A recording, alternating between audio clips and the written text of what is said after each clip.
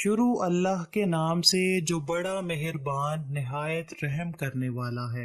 ایک دفعہ کا ذکر ہے کہ بنی اسرائیل کے ایک علاقے میں ایک بزرگ رہتا تھا جو ہر وقت دنیاوی کاموں سے دور رہتے ہوئے اللہ تعالی کی عبادت میں مشغول رہتا۔ اس وقت کا بادشاہ اس بزرگ کے پاس آ کر اس کو کھانے پینے کا پوچھا کرتا تھا۔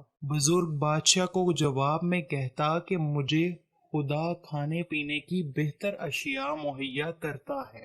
اللہ تعالیٰ نے اس بزرگ کی عبادت گاہ میں انگور کی ایک بیل لگائی ہوئی تھی۔ جب بزرگ کو کھانے پینے کی طلب ہوتی تو اس بیل سے بزرگ کو کھانا پینا طلب ہو جاتا۔ چند دن گزرنے کے بعد شام ہوتے ہی ایک عورت کا گزر یہاں سے ہوا۔ اس نے بزرگ کو مخاطب کرتے ہوئے کہا، اے اللہ کے بندے۔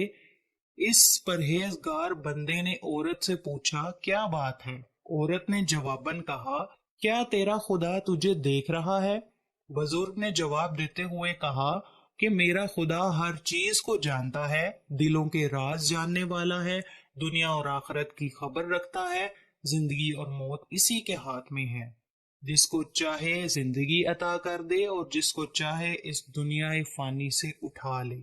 عورت نے درخواست کی کہ میرا گھر بہت دور ہے، رات بھی چھا رہی ہے، میں پناہ کی طلبگار ہوں۔ بزرگ نے کہا، اوپر عبادت خانے میں آ جاؤ۔ جب عورت عبادت خانے میں داخل ہوئی تو اس نے اپنے کپڑے اتار لیے اور بزرگ کو بدکاری کی دعوت دینے لگی۔ بزرگ نے شرم کے مارے اپنا رخ عورت کی طرف سے موڑتے ہوئے کہا، تجھ پر اللہ کا قہر نازل ہو، یہ کیا کر رہی ہو؟ عورت نے کہا، اگر آج رات تو میرے ساتھ بدکاری کر لے گا تو تیرا کیا جائے گا؟ عورت نے جب یہ بات کی تو اس پرہیزگار شخص نے اپنے نفس سے سوال کرتے ہوئے پوچھا، تیرا کیا خیال ہے اس بارے میں؟ نفس بول اٹھا، خدا کی قسم میں تو یہ موقع ہاتھ سے نہیں جانے دوں گا۔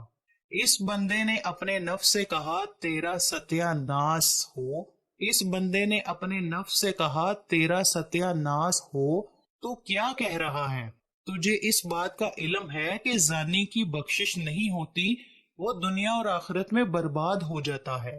اللہ تعالیٰ بدکاری کرنے والوں کو جہنم کی آگ میں ڈال دیتا ہے، جو کہ کبھی ٹھنڈی نہ ہونے والی ہے۔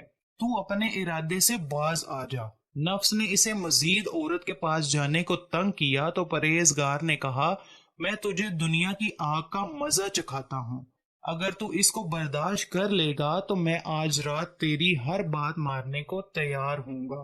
اس نے پاس پڑے چراغ کو آگ لگائی، اس چراغ کے اوپر اپنا ہاتھ رکھ دیا، پر چراغ کی آگ نے ہاتھ کو نہ جلایا۔ اس پر بزرگ آگ سے بولا، اس کو جلاتی کیوں نہیں؟ پھر آگ نے بزرگ کی ایک ایک انگلی کر کے سارا ہاتھ جلا دیا۔ یہ سب کچھ پاس کھڑی عورت دیکھ رہی تھی۔ جب آگ نے بزرگ کا ہاتھ جلایا تو عورت کی چیخیں نکل آئیں اور وہ ڈر کے مارے مر گئی۔ بزرگ نے اس عورت کے اوپر کپڑا ڈال دیا۔ جب صبح ہوئی تو محلے کے لوگ اکٹھے ہو گئے اور کہنے لگے کہ اس ننگی عورت سے اس بزرگ نے زنا کر کے اسے مار دیا ہے۔ جب یہ بات پھیلتی پھیلتی بادشاہ کے پاس پہنچی تو بادشاہ اپنے درباریوں کے ہمراہ اس بزرگ کے پاس آیا اور غصے سے بولتے ہوئے کہا کہ فلاں قبیلے کی فلاں نامی عورت کہاں ہے؟ بزرگ نے جواب دیتے ہوئے کہا، وہ میرے پاس ہے۔ بادشاہ نے کہا کہ اس کو نیچے بھیجو۔ اس پر بزرگ نے جواب دیا کہ بادشاہ سلامت، وہ تو مر چکی ہے۔ بادشاہ بولا، جب وہ عورت تیرے ساتھ بدکاری کرنے میں رضامند نہ ہوئی تو نے اسے قتل کر دیا۔ لوگ عورت کو وہاں سے لے کر چلے گئے اور بزرگ کو بادشاہ نے گرفتار کروا کے قید خانے میں بند کر دیا۔ بادشاہ کے ہاں رواج تھا کہ جو کوئی بھی گناہ کرتا تو اس کے جسم کے آری کے ساتھ 2 ٹکڑے کر دیے جاتے تھے۔ یہ بندہ اپنے جلے ہوئے ہاتھ کو چھپائے ہوئے تھا۔ وہ یہ قصہ کسی کو نہیں بتانا چاہ رہا تھا۔ بادشاہ نے حکم دیا کہ اس کو آرے سے کاٹ دو۔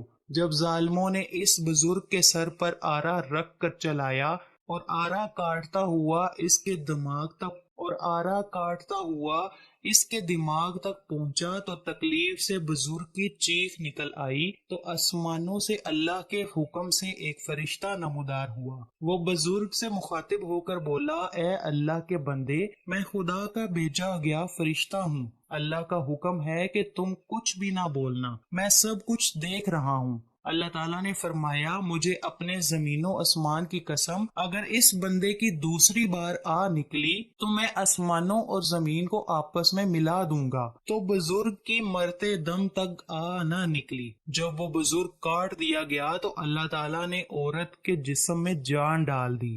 عورت بولی، میں خدا کی قسم کھا کر کہتی ہوں یہ بندہ بے گناہ ہے، اس نے میرے ساتھ زنا نہیں کیا۔ اس عورت کے بتانے کے مطابق وہاں اکٹھے ہوئے لوگوں نے اس بزرگ کا ہاتھ دیکھا تو وہ جلا ہوا تھا۔ انہوں نے کہا کہ اگر ہمیں اس بارے میں علم ہوتا تو ہم اس کو کبھی نہ کاٹتے۔ جب اس اللہ کے بندے کے دو حصے ہو کر زمین پر گر گئے تو وہ عورت بھی مر گئی۔ جب لوگوں نے ان دونوں کو دفنانے کے لیے قبر کھودی تو قبر سے ایسی خوشبو آ رہی تھی کہ سب کے سب حیران رہ گئے۔ جب ان دونوں کا جنازہ ادا کرنے کے لیے امام آیا تو اللہ کی طرف سے فرشتہ نازل ہوا۔ فرشتے نے کہا کہ ٹھہر جاؤ، آسمان میں ان دونوں کا جنازہ ہو رہا ہے۔ سبحان اللہ۔ تھوڑی دیر بعد امام نے جنازہ پڑھایا اور ان دونوں کو دفن کر دیا گیا۔ جب ان دونوں کو دفن کر دیا گیا تو لوگوں نے دیکھا کہ ان کی قبروں پر ایک چیز پڑی ہوئی ہے جس پر لکھا ہوا ہے